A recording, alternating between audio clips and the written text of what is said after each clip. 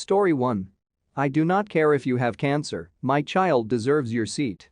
This encounter happened about 7 months ago. I do not want to insult your intelligence because you most likely already know what EM and me stand for, but I should say that EK in this story stands for embarrassed kid and OG stands for old gentleman, 60-some-year-old guy. The kid was very polite and sorry, so the story isn't about him. Also, I'm translating this into English, so bear with me. A little backstory.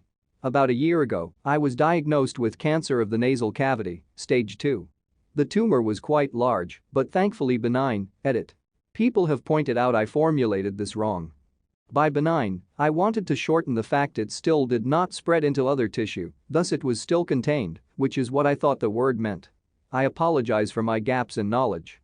To get it removed, I first had to undergo aggressive chemotherapy to make it smaller. Thanks to the chemo, I had severe alopecia, hair loss, which made most of my hair and even eyebrows and eyelashes fall out. At some point, I had to go bald, but I wore a wig because I didn't want to look like a skinhead. I'm 6'4" and pretty muscular, so I thought people would assume. So once, after a long chemo session in the hospital, I took the bus home. There's only one bus that goes from the hospital to where I live, so I took that one only to see it was absolutely packed.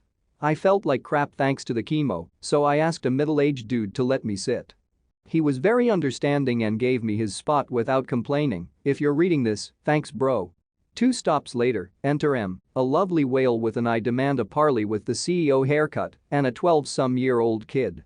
It took her roughly 5 seconds to see the bus was packed, start looking for a free seat, spot me, and start marching, or, in her case, trying to fit in the aisle between the seats while shoving others aside to me. When I saw her, I knew I was screwed. She then stood next to me and decided to talk to me. This is the conversation that followed. EM. Hey, could you let my kid sit down? Me? You mean me? EM. Who else? Me. Oh, I'm sorry, but I'm on my way from the hospital and. EM. Cutting me off, so are we, nonsense. The stop was a few kilometers away from the hospital, my boy just broke his leg, and we're coming straight from the ER. Her kid was standing next to her, without any support, clearly embarrassed. Me. He's standing next to you completely fine. EM. Look here, boy, I am 21 yo, my kid deserves to sit down. Me. Look madam, I'm sorry, but I just got back from a chemo session in the hospital and I need to sit down and rest. I then moved my wig a bit to let her see my bald head. EM then straight up started yelling in my face. EM. Stop making excuses and get off the seat you dumb skinhead piece of crap. At this point, I was baffled. I didn't know what to say. The kid was trying to make his mother stop and we had the attention of the whole bus. She then grabbed me and tried to yank me from my seat. I held on tight and thankfully didn't fall off. Now, enter OG, my savior. OG. Will you shut up you dumb cow? EM. Who do you think you're talking to? OG. With ice-cold voice, stop assaulting other passengers or I will be forced to step in. Also, every dumb moron could see that the dude has cancer. EM. No, he's just a skinhead. OG. He's got no eyebrows you twat. Seems like that really offended EM because she spun around on the spot and threw a falcon punch in OG's face. I was shocked and in disbelief, the whole bus was flabbergasted and the kid probably wished he'd never been born. OG then said something unbelievable and a golden sweet karma moment followed. OG. Okay, that does it. Harassing passengers on the bus, physical assault against a passenger and now assaulting an officer. You're in deep trouble, lady. OG then pulled out a badge and told her to stay where she was. Then he pulled out his phone, called someone, and told her she was being arrested. I couldn't believe it, OG was a bloody cop. At this point, EM was as white as a wall. The bus had just come to a stop, so she decided she'd make a run for it, but other passengers blocked her way. She then also got charged with resisting arrest thanks to this. 3 stops later, a police car was waiting for the EM and EK. EK told me he was sorry for his mother's behavior, and I felt really sorry for the kid. He wasn't a bad child, but his mother was a hellspawn. OG then talked to me and asked me if I wanted to press charges, to which I gladly said yes, took a statement, and thankfully was kind enough to let me solve everything on the phone, so I didn't have to come to the police station for questioning. In the end, EM got some jail time, I think it was a few months, and some community service. I, in return, got a good story to tell and the sweet taste of instant karma.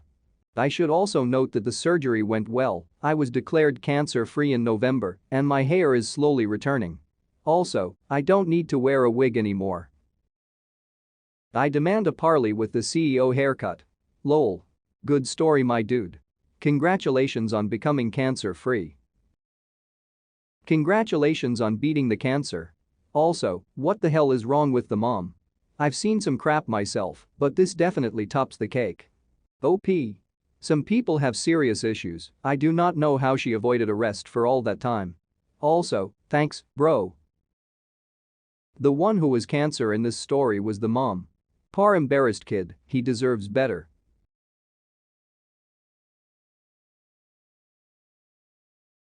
I own a house a couple of houses down from a school, so this was bound to happen eventually. When it's time for the kids to go home, my street is lined bumper to bumper with parents picking up their kids, the sidewalks are full of families who walk all the way to their cars. I often have to pick up balloons, snack packaging, old homework worksheets, and general garbage that the kids drop. If you're trying to get home around the time school lets out, there's no way you're going to be able to get there before the blockade the parents make is gone. This has been a problem for the few years we've lived here. There are two places the kids let out, my street, which is a small cul-de-sac with the school at the top, and a main road that's open all the way down to a baseball park, with a wider road to allow street parking and two-way driving. Obviously, if you can't find parking, the tiny residential road isn't the way to go. There are 3 cars at my home, my car, my roommate's car, and my husband's utility van which he parks on the road to avoid blocking our roommate since she's frequently in and out. Fridays, today, I work from home. So when I finished work I poked my head out the window to look at the fruit tree I have near my driveway, it's spring, and I keep excitedly looking for blooms. And I notice a big white Buick SUV in the middle of my driveway, blocking both spots for my car, which my husband was using since I was home, and my roommate's spot. Honestly, why would you park in somebody's driveway? So on top of these entitled parents blocking up our small residential road, this person decided to take up the driveway of a private residence. I got on the phone with the non-emergency police line and took pictures of the vehicle and plate. I got my husband's keys and backed his vehicle up to block the SUV into my driveway, and I waited. 15 minutes later the mom, with bug-eye sunglasses, big old diamonds on her jewelry, and wearing athleisure, and comes around to hop in the driver's seat and smiles and waves at me sitting on my steps. Honestly, she probably thought I was the homeowner's kid or something, because I'm in my early 20s rather than the homeowner. Hi, hope you don't mind. Me. You're trespassing, why would you park in a private driveway? Sorry, won't do it again, we were just leaving. She was being really dismissive and avoided eye contact despite taking the sunglasses off. Me. I don't care, you have no right to park on my property, I'm on the phone with the police. It was just for a second, I was just picking up my daughter. Me. It doesn't matter, you don't live here, you don't park here. At this point I realize the non-emergency police aren't going to pick up, so I hang up and decide to screw with her a bit. She got in her SUV and dismissively waved at me, so I got in my vehicle that was blocking her in and waited, pretending to still be on the phone. She starts trying to back out of my driveway because I little bit of a gap between my utility van and my neighbor's car, but it was definitely too small for this Buick. I would like to point out that this vehicle has a scuffed front bumper, so I had a feeling she has no spatial awareness outside of her backup camera.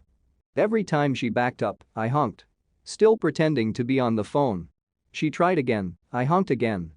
She looked at my grass and I was about to start recording her in case she tried to go through my front yard, I honked again. If she kept trying to back out and hit my big utility van, she would certainly lose. She gets out of her SUV and comes up to my van, recognizing she can't do anything without making it far worse for herself. Her face was visibly patchy from the distress, and she asked again. Are you really calling the police? Me? Yes, you're illegally parked on my private property, that's illegal. I don't care if it's for 5 seconds, don't do it, you don't live here. Her kid got out of the car and I decided that was enough, so I waited for her to get back in her SUV, and I parked my van back in its rightful spot and let her out. After that, I called the school and gave them the license plate number. Nothing will probably come of it, but I don't think she'll park in someone's driveway again anytime soon. I'll take the idiot points because there's a child involved, but you shouldn't put your child in situations like this anyways. This is a huge issue where I live, only it's a cemetery, not a neighborhood next to the school. There have been funeral processions unable to get into the cemetery because parents park in the way of the main gate to wait for their middle school-aged kids to come out. At my grandmother's graveside, the pastor was mid-prayer and some idiot, who was stuck because our funeral procession parked him in, slammed on the horn, and when none of us went to move the cars he drove over 6 or 7 graves and almost took out a headstone. All with his kid in the front seat. The cemetery, funeral home, and my family all turned up at the next school board meeting. They put a notice out to all families that the cemetery is not a pick-up drop-off area. It's gotten a little better, but the cemetery workers still have to threaten to call the police every week. I was listening to this guy on the radio once talking about learned behaviors, and he told a story about a school his kids went to. He said the school was on a long street with houses on the other side. When it was drop-off or pick-up time, there was not a lot of parking at the school, so that street would fill up. People who got there late tended to park across the house owners' driveways, except the house of the little old lady at the end of the street. At the start of the school year, the first person to park across her driveway got a tin of paint dumped on their windscreen. Of course, there was always yelling and screaming, and apparently, police were called, but no one would park across her driveway again for the rest of the year